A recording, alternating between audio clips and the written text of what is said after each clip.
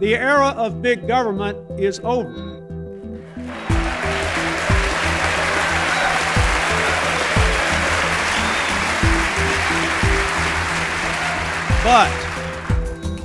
But we cannot go back to the time when our citizens were left to fend for themselves.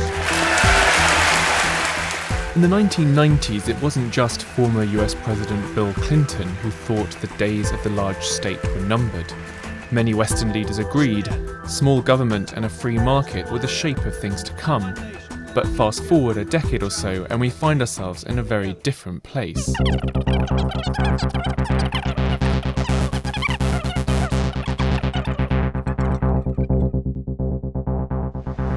Events like 9/11 and the global financial crisis have seen many governments exert a bigger influence over the way their countries and even how some of their most important businesses are run. But of greater impact than those seismic events is the growing pressure from ageing populations, a costly condition that threatens to debilitate economies across the world. There are two main factors which make states bigger. As countries get richer, they spend more on health, education and welfare. Second, as living standards improve, their populations get older, which means more has to be spent on things like healthcare and social security. With some countries looking at the proportion of over 65s almost doubling in the next 30 years, there are serious questions being asked about how governments will cope, and more fundamentally, about exactly what they should be providing and how. And all this when cash-strapped governments are desperately trying to cut costs. The US, which spent an estimated $3.8 trillion in 2012, almost a fifth of which just went on defence, has reached a political impasse over its taxes and borrowing. I mean, I think to say that the US has a big challenge ahead of it is an understatement.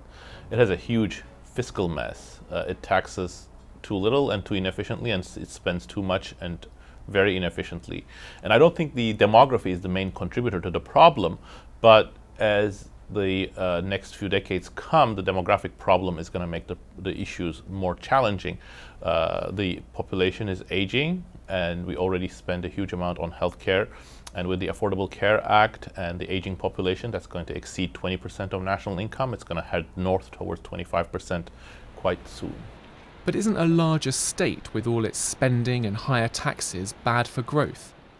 Countries like Sweden, with its high taxation and spending, seem to manage fine, while Japan's low tax policy has done little to spur its economy.